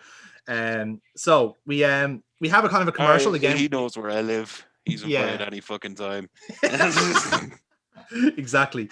So yes, we do get a commercial. We get another promo for Last Stand, and of course now the cards starting to build up a little bit here. So we do get a little bit of a promo package for Cyrus versus Morris, which everyone is obviously very excited by. And then we cut to the ring, where everyone's starting to preparate for. And I noticed actually, because they have taken this time, there's now gold ropes from the traditional purple and blue, because and the ring, the mat's all gone black as well. So the black mats, gold ropes, and because blue and purple. Blue and purple, yeah, because it's a color scheme for Future Wrestling, yeah. It's like a shitty cruiserweight classic. Exactly. With a tiny dash of blue. So yes, it's all kicking off here because the ring announcer goes, "Ladies and gentlemen, it is time for the Rob Midas Invitational Over-the-Top Battle Royal, with the winner facing Silver Fox at Future Wrestling's Last Stand." And before the match starts, lights go out. We have our Fox motif as last time. And walking out is Silver Fox, the future world champion, still in the street clothes, alongside Rob Midas. And the commentators talk about it as they're going in. Well, like I said, it's been a curious night for Silver Fox. He hasn't been in action so far, and won't be in action, it seems, tonight, because Rob Midas has decreed. And it would seem that they are joining us here for ringside for what is the Rob Midas Invitational, to find out who will face Silver Fox here. And to my understanding, Kratos, this is a hand-picked list from Rob Midas himself, with some consultation from Kyle Decker. 13 individuals picked for this over-the-top battle royal, and one of them is going to Last Stand. So indeed, they do sit down at ringside, not on commentary as such, except, again, Midas, Fox, you can have commentary if you want. Entirely up to yourself. But while that happens, we then hear more music put in. As Kyle Decker also comes out because, again, man of his word, despite the stuff going on with Rage, he's coming down the ringside as well to make sure this works out. And, again, back in kind of GM mode here, he's got his, trench coat back on. And he's got a clipboard with what looks like to be a contract. So, in front of everybody, he brings a camera over here. And he basically says, hang on, bear with. And then, so he cuts in and goes, right, camera. And he shows the contract. He says, like, Rob Midas, Silver Fox, and Contender. So he asks Silver Fox, first of all, to sign. And Rob Midas cuts in going, I go first. And that's what Midas does. Well, ladies and gentlemen, we have finally come to it, the very first Rob Midas invitational over-the-top battle royal to determine who's going to face Silver Fox for the heavyweight championship. But what I'd like to do before my client signs this contract, I want to see who the person is. So my client will not be signing any contract until we know who the person is. But Mr. Decker, we have had our little chat earlier on. You have now chosen a handful of people to be in this match. And I'm going to leave the last two competitors in this match a secret, and I will announce them myself when the time comes. So, Mr. Decker, why don't you go ahead with your little list there and announce the people who are in the Battle Royal, and then I will announce the final two competitors. Fair enough, you can do that. Rob Midas has made his little call, and he's passed the microphone over to Decker, and he's going, well, thanks for your little addendum, Midas. So, in that case, let's get this show on the road. So the music plays the Future Wrestling theme, and we see a few people come out. So he starts announcing them one by one. Hailing from Budapest, Hungary, Sven Gali. From Guadalajara, Mexico, Negredo. The heroes that we deserve, Ratman and Bobbin. Hailing from the Asylum Fight Camp, Carlton Titus. From Detroit, Michigan, Beans, Morocco. I'm so happy Curtain Jerker's getting a push. Same. No, he deserves it. Yeah. Also from Detroit, Michigan, Kevin Kite. The tag team champions. He's Flippy Boy. Don't mind him. He's a jobber.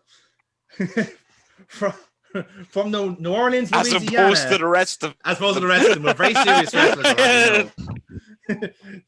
From New Orleans, Louisiana, Davina Laveau. And the tag team champions, Cal-Pierre Calvala, Vladimir Kaiser, and the Dragon Slayer, Kazero. Wait for it.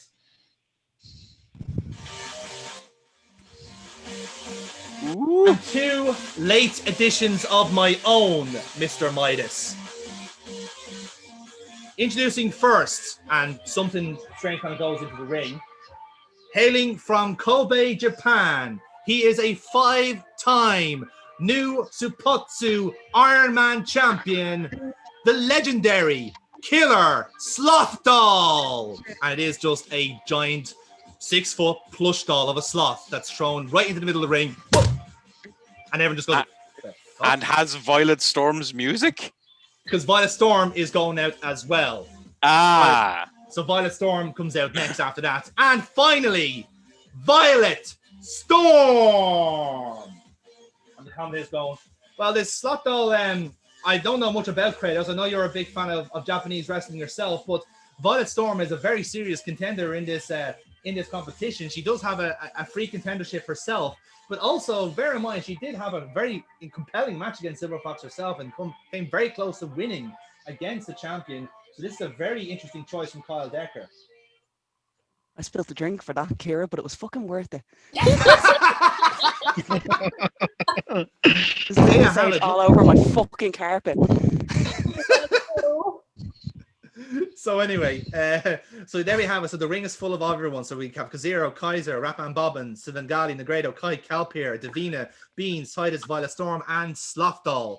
And then before we ring the bell, Mr. Midas takes back the microphone himself. Well, Mr. Decker, because you came up with this fantastic idea of the very first Rob Midas presentation, I thought I would include the mastermind behind the match.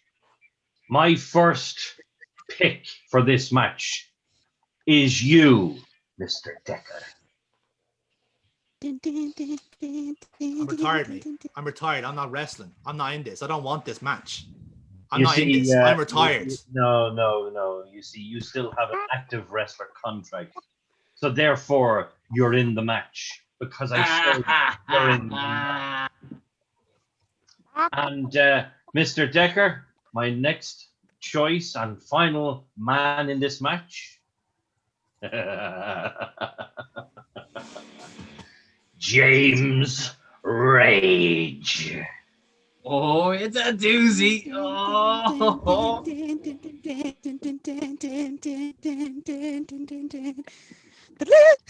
So, Rage, what's happening? Cool. Where's Decker? I'm at ringside by the commentary table. Okay, so I Shit, great. That's me to literally from when I get announced, I am running. Charge towards the ring, charge around it. I'm hunting Decker into the ring. I do stop for a second just to give a look of appreciation to Rob Midas, sort of a, okay, you did good. And then back to the job at hand. Right then. Okay, so the music's gonna cut out very quickly because we're about to go into a fucking brawl. So, Jamie, give us a roll. I'm gonna roll here.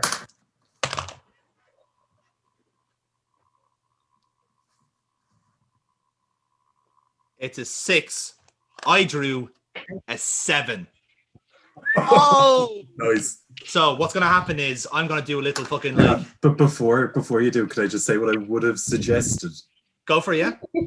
Just my suggestion would have been that I never actually get Decker.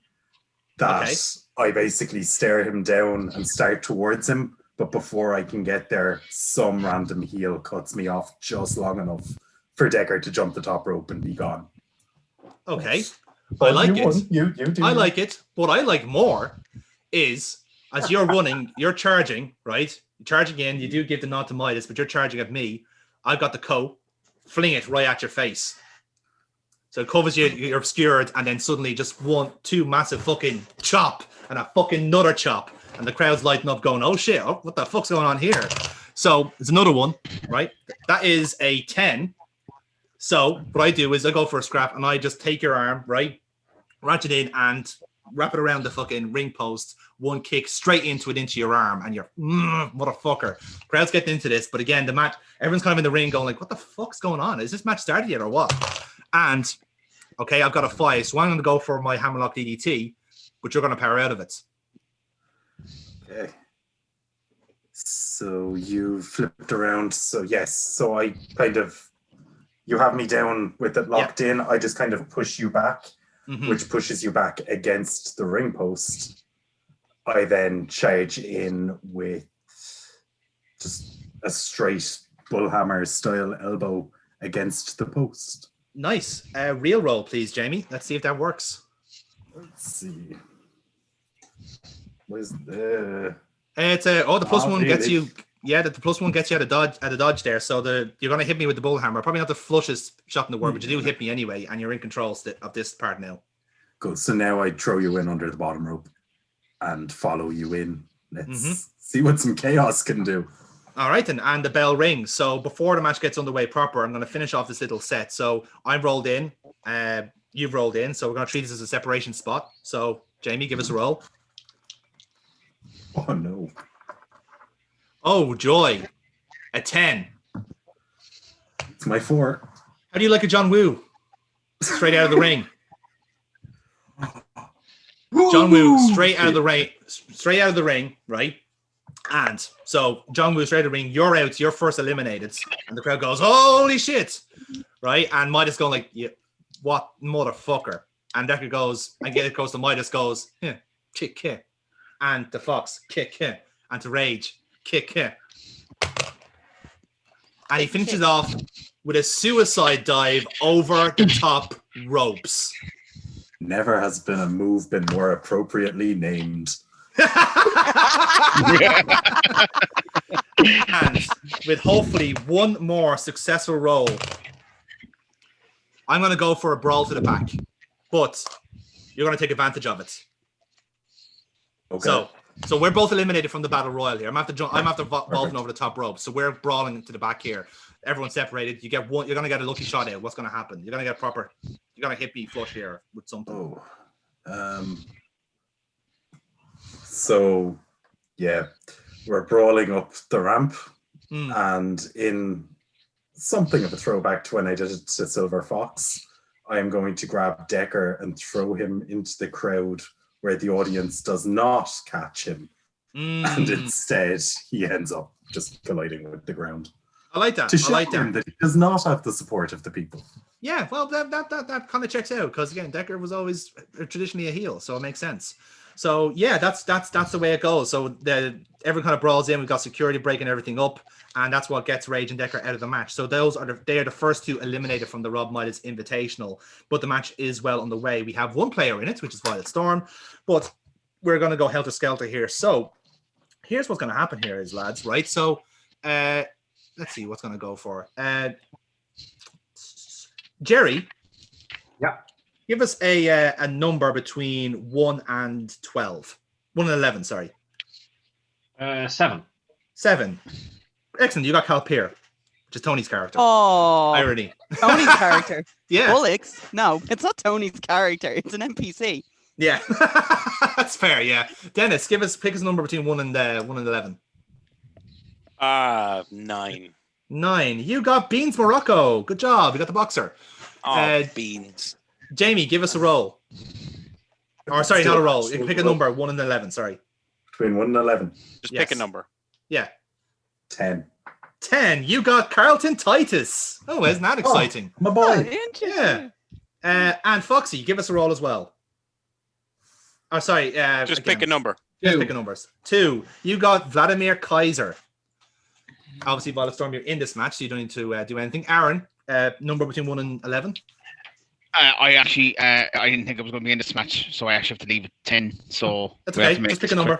Just pick a number. Yeah, number 1. Number 1, you got Kazero, right? And Amy, you got to pick on this as well. 3. 3. So Ratman, you got. So what's going to happen is it's pretty straightforward. So the match is going to start off, right? So basically everyone that you have picked is the last 7 in the battle royal. Okay, so they've survived to the next phase of the match. So Bobbin gets eliminated. I want to redo. I don't want him in the last one. So what happens is so Sloth Doll, being the inanimate doll, basically he gets properly punted out by Calpeer through the middle ropes. So he's just like punted out. We'll deal with him later. He'll be the last eliminated, and we'll leave it there. So he's punted out. No bother. So Calpeer is going like, right, let's do this. And he joins forces with Kazero and Kaiser. They start working over a whole lot of people. So they eliminate Davina Laveau. They eliminate both Negredo and Kevin Kite. Ratman and Bobbin kind of have like a kind of spot to themselves where they're thinking like, are we fighting? Yeah, we're fighting. And they do like a Hardy Brothers like spot where like they're both fighting and brawling. And Ratman gets the better of Bobbin and he's eliminated. And then Svengali is eliminated by a knockout blow from Beans Morocco. So we're left with a final 7 of Violet Storm, Kazero, Kaiser, Ratman, Calpeer, Beans, and Titus. And of course, Sloth Doll, who will be eliminated last. So guys, this is the way it's going to work. So obviously Violet Storm is the player. So I'm going to give you a roll here, if you don't mind. And it's a 9. So it's a good roll. You have a choice. Who do you want to eliminate first? Jesus Christ. He's not in the match.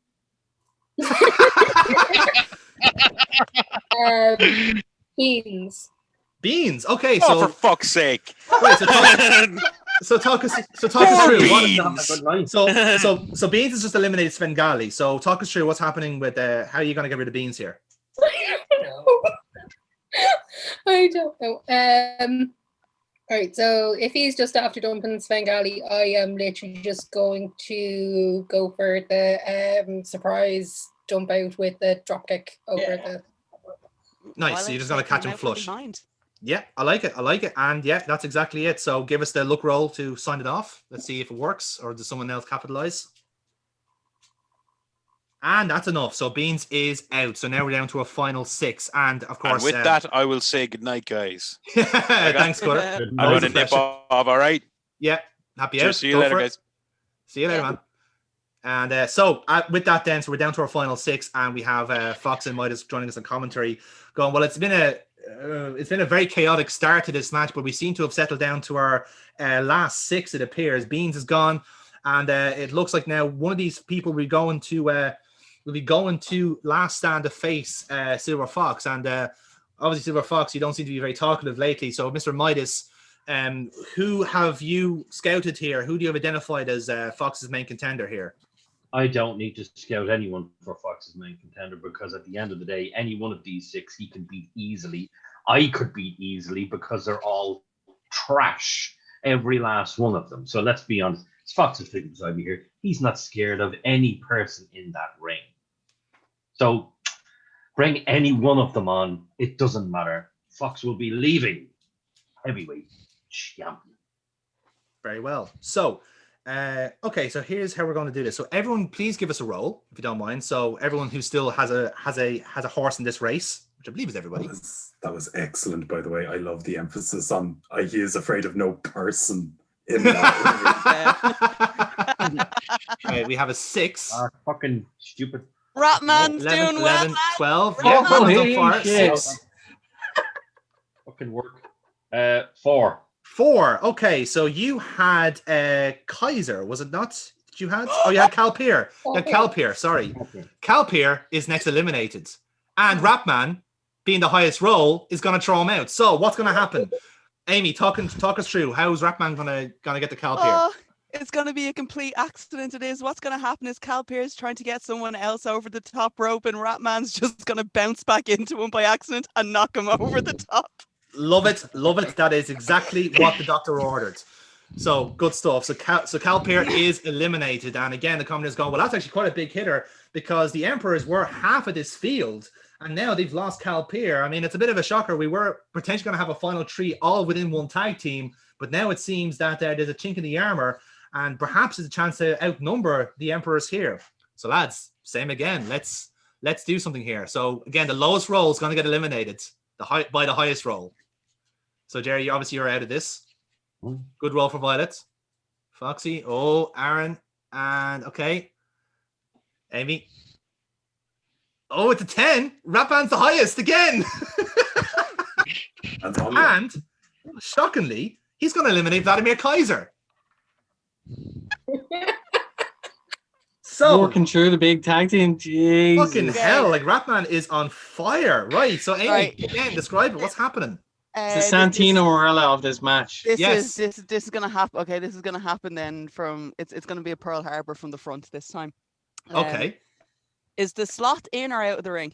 Well out of the ring. It's like on the fucking barrier. It was just like it was hurled out. Give me a name. Give me a name of somebody that's still in the match. Titus. Okay, so Titus is like literally like lying like at the. He's getting up, so he's like on his knees, like hands and knees, sort of thing, as he's getting up. And what Ratman is going to do is he's going to basically run the ropes and then go for the clothesline, so it knocks him over the wrestler and over the top rope. Oh my goodness, that is like, again, I don't know how much Ratman has meant that, but like 2 very like accidental eliminations, but they're eliminations nonetheless. Like Rob Midas, like this is a shocker. Rapman, who has never had a singles run, he's never had a chance at the shot at the lifetime. He could be going to Last Stand to face Silver Fox. You must be fascinated by this. Are we fascinated? What do you think, Fox? Are we fascinated by this? It's just no. I couldn't care less who wins this match. Whether it's Rat or Mouse or Rabbit Man, whatever the name of Jesus he is, I don't care who it is. I don't care. Any type of animal can win this match. I don't care what type of person wins this match. I don't care. Because I have the champion sitting beside me. So it can be any man, woman, child, fucking animal, insect. I don't give a shit. because Oh, we will walk away with the heavyweight championship at the next pay-per-view. So bring on any last one of them. There was one man in this match who I may have feared a little bit, but he's gone now, thankfully. Thankfully. And he has other things to deal with. So any person in that ring right now doesn't matter a damn to me, Mike. So I don't care. Bring any one of them on. I tell you what, bring them all on and we'll take them all out. again, you seem very kind of like assured about that, Rob Myers, but I have to be playing devil's advocate here. You still have not signed that contract. You seem very confident that you're going to win, but the contract's not signed, and neither is Silver Fox. Like, surely that's suggesting you're going to keep your options open here. You don't worry about contracts. You just worry about who wins the match, and I'll worry about contracts. Okay, Mike?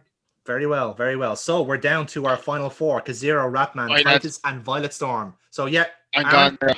good luck. Thank you very much. Yeah. Good luck. Bye. So it's getting in the brass tacks, lads. We're down to our final four. So lads, give us rolls. Okay, that's a good one for 9. Titus. 9. Violet is an 8. 8. Aww. Oh, Foxy's a 6. And Oh, Ratman's a 5. The Ratman push is Ratman over. is gone. And he's going to get eliminated by Kazero. So, Foxy, talk us through it. How's Kazero Probably going for to the best. take revenge for his fallen comrades?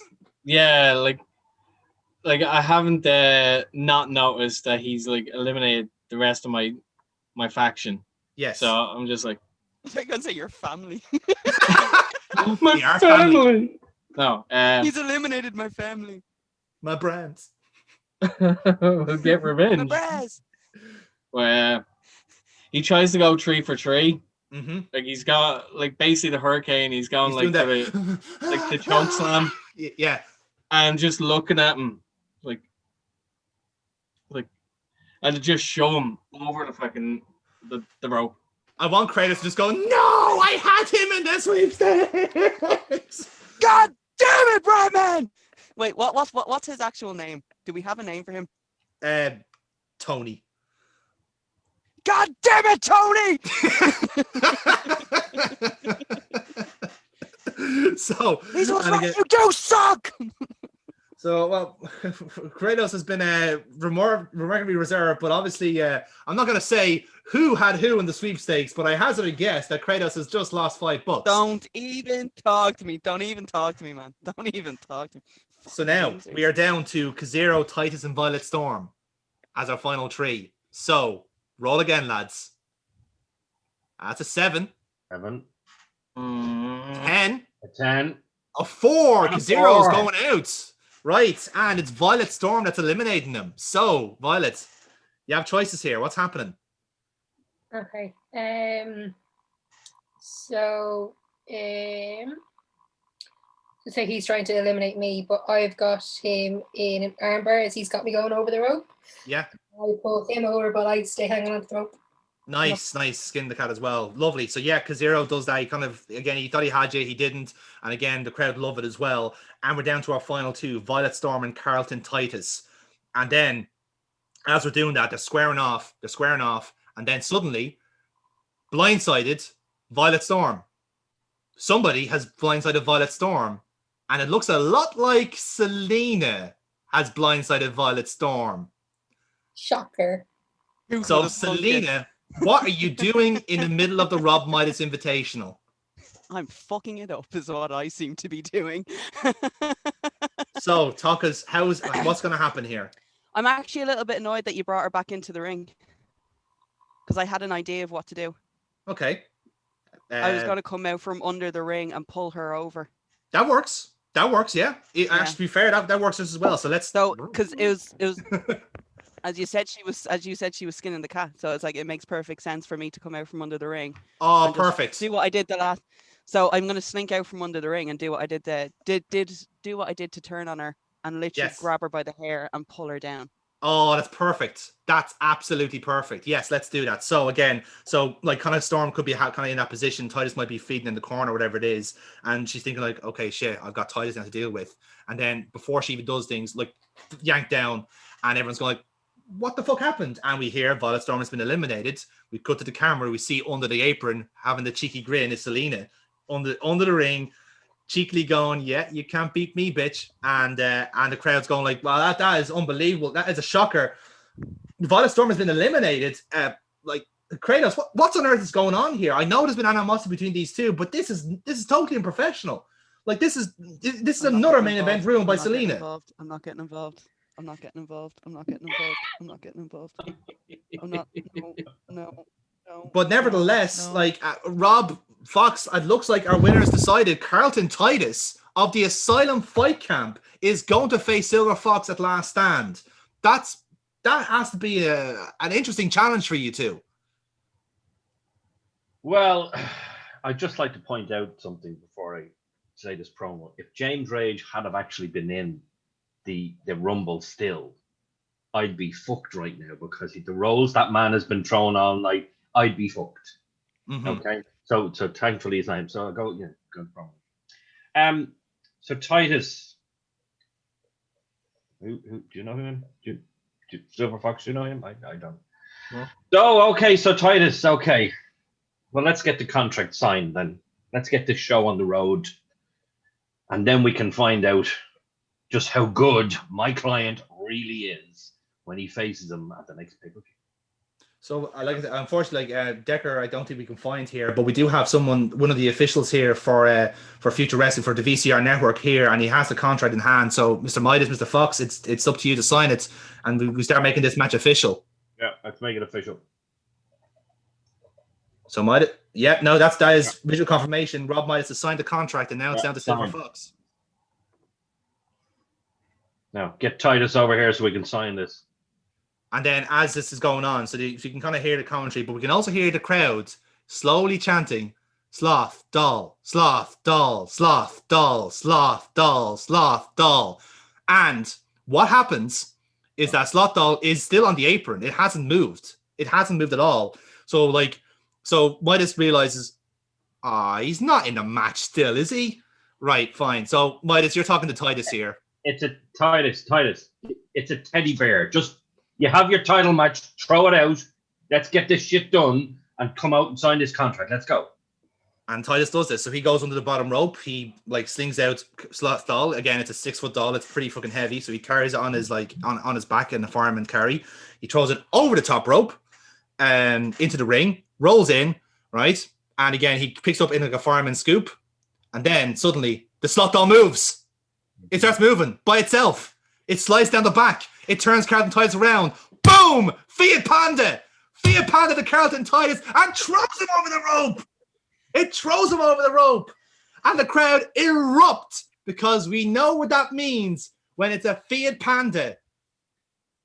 He rips it off like as slowly as possible, and it's Alan fucking Morph. I don't have an Alan doll. I just need to do something right now. I'm going to do the Patrick Stewart mild shock. Mild shock.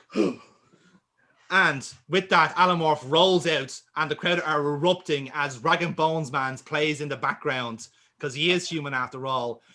Fox and Midas are livid, and at commentary, such a varying wave of emotions as Mike Dublin is stunned. Midas is furious. Fox is furious. But Kratos O'Neill, the happiest man in Future Wrestling, he is chanting. You're my boy, Alan! And again, so Kratos rushes in and hugs Sloth Doll, for everything he's worth. And then grabs the contract out of Midas and Fox's hands and go, do it. And Alan Morph, and even like Kratos goes, pen, get the pen, quick. So at this point, Fox, you're livid. You're snapping. You have Kratos there where you want him. Oh, god damn it. I forgot we had to do this. Non-canon episode. I know, I forgot. Oh, he can't deal with any more concussions, lads. It's fine, he's retired. He has a flight, you man. He has the flight. Mr. Midas, excuse me for 1 second. I need to calm down for a second.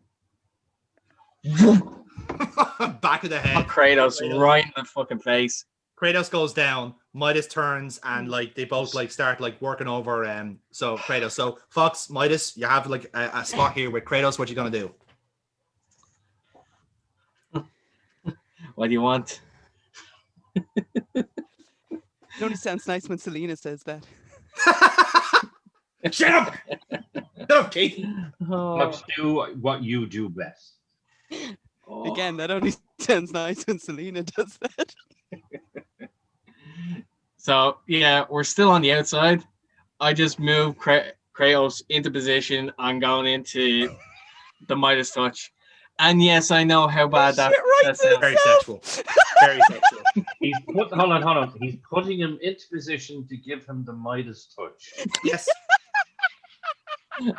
I say that knowing full well what Good night, ladies and gentlemen. Good night.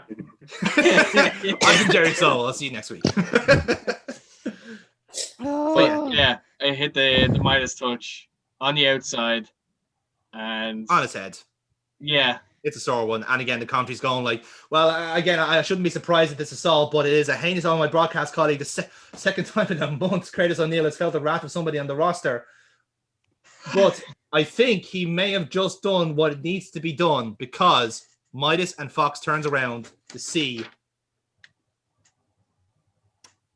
the contract is signed. Kratos ran distraction. It worked. Rob Midas and Silver Fox, you have been snookered. You have been outfoxed and outgunned, in this case, by Alan Morph. And as commentary says, the match is now official for Last Stand. And I cannot believe I'm saying this. Silver Fox will defend the world title against Alan Morph. Unbelievable scenes here. The first ever Rob Midas Invitational ends with a victory and a title opportunity for Alan Morph. Unbelievable scenes here, and we have to go. We've run over time here on Future Wrestling. Folks, thank you very much. It's been a chaotic night for everyone here. We have to go now. We'll hear more about what's happened to Decker and Rachel. Hopefully get an update to you over the week. We're going to find out what's happened with Cyrus Gold and his condition, and what's next was for Selena and Violet Storm. All that and more next week on Future Wrestling. We'll see you then.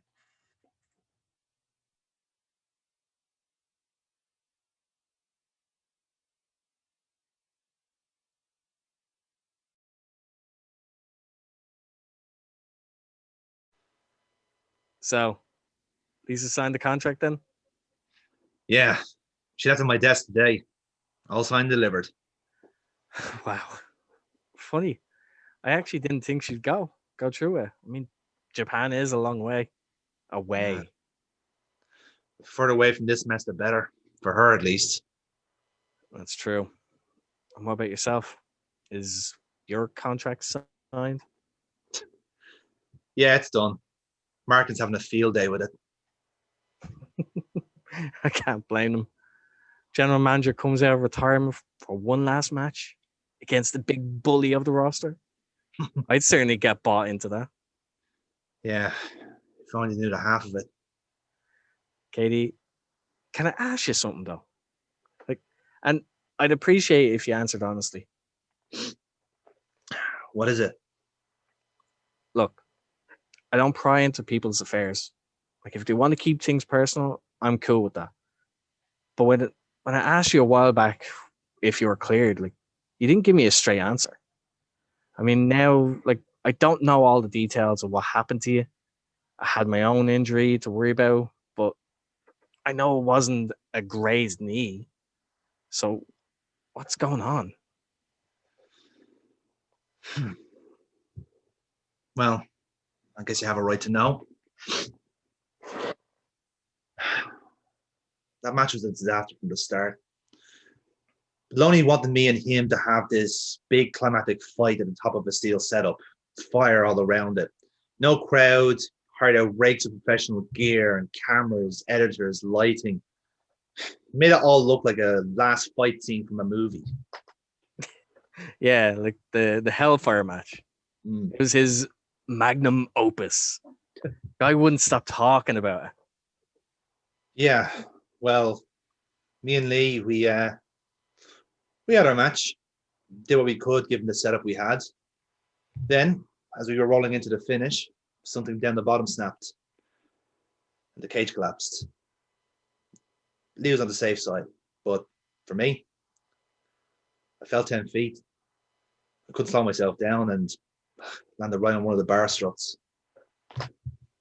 See, I'd heard there was an accident, but Baloney fled before he'd tell us the rest of us. Fuck wasn't even seen again. He wiped all the tapes of the match, you know. He sold off the promotion that day, left us high and dry. All the while, I'm rushing to the hospital for emergency surgery on my spine. Heard it was a long operation. Nah, I can't remember much of it. I was on a lot of painkillers, dude. But I managed to keep me mobile at least. And then you found Baloney hiding away in the States. Yeah, well, Sonny did. He heard what happened and got in touch. And then we had the settlement. I made sure to bankrupt the fucker. As you're right to. But again, you didn't answer the question. Are you cleared or are you not? I got cleared 9 months ago. Went to a specialist who deals with extreme traumas and said my spine healed perfectly once he removed the vertebra. But you retired 6 months ago, before you founded Future Wrestling. Have you been lying about your injury? Playing it for sympathy? No, my back isn't the injury. I don't get you then. Nathan, I went back to training 9 months ago. I kept myself in shape, kept working through drills. I had no problem taking bumps or doing chain. But every time I thought of doing a match properly, my hands started shaking. I got cold sweats, puked up a few times. I had a fear, a very aggressive fear. And it keeps me away. I even started walking with a limp. Didn't even realize it was. My mind just made me feel like I needed to. So once I realized I lost the fire, I retired. Found that this was my lump sum. So you're scared that what happened in the Hellfire match might happen again? It's not just that, Nathan. That match should have killed me. In fact, I consider myself lucky to still be here. When I had that close call, I just couldn't picture myself going through it all again. That in the back of my head, I've got this little voice of doubt constantly convincing me that something's going to go wrong. Your footing's off. You won't make this stick. You're going to drop this guy early. I couldn't handle it. Because if I started thinking that someone would get hurt, and I know this time it would be my fuck up. Look, I totally understand where you're coming from. I've had plenty of close calls myself over the years. In matches I was too stupid to say no to. But let me say this. If you told me 3 years ago that Adam Foster was going to pack in wrestling because he was afraid of it, then I'd have laughed in your face. Out of all the guys I've seen come and go, no one felt more at home in the wrestling ring than you did. And I'm not bullshitting you here. I'm speaking the truth. Things may change very quickly when you think you're falling to your death, man. That kid you're thinking I was a fool. He rushed into everything head first. No consequence, no repercussions. Just take your bumps and hit the next town. Do whatever the promoter tells you to do. Hellfire was a step too far. Yes, it was. But no one is asking you to do that again. Look, like, Lewis is rough enough. But you wrestle against worse and made something out of it. Once you find that again, you can keep pace with anyone on this roster. No, man. You don't understand. The network is hanging me out to dry here. I give them a stinker of a match on my biggest show, and that shoots my reputation down the drain. Looks like I've booked myself into a hole. Then I'm quietly ushered out and replaced by a bigger name. I know how this shit goes, man.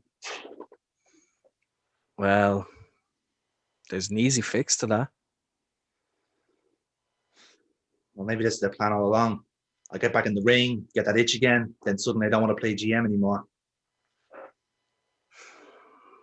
Look, mate, you're reading too much into this. These guys don't have a clue about this business. You said it yourself. They push you into this feud because they think it's funny putting you up against Lewis. When I know for a fact that it pissed off Kyle Degger, can kick the shit out of any pumped up gym junkie. See your point. Well, it's all signed. Better start hitting the mats again. You want me to call Connor to go spar with you? No. I've had Cyrus work with me the last few months. I've been able to talk to him about all this stuff, the backstage politics, the network. It's helped clear my head. Oh, I was wondering. You could do a lot of things, KD, but you could never move that fast. Yeah, well, maybe you could do a few Cyrus Gold drills yourself. Nah. My race was run years ago. Anyway, here's to the return of the Decker. I'll drink to that.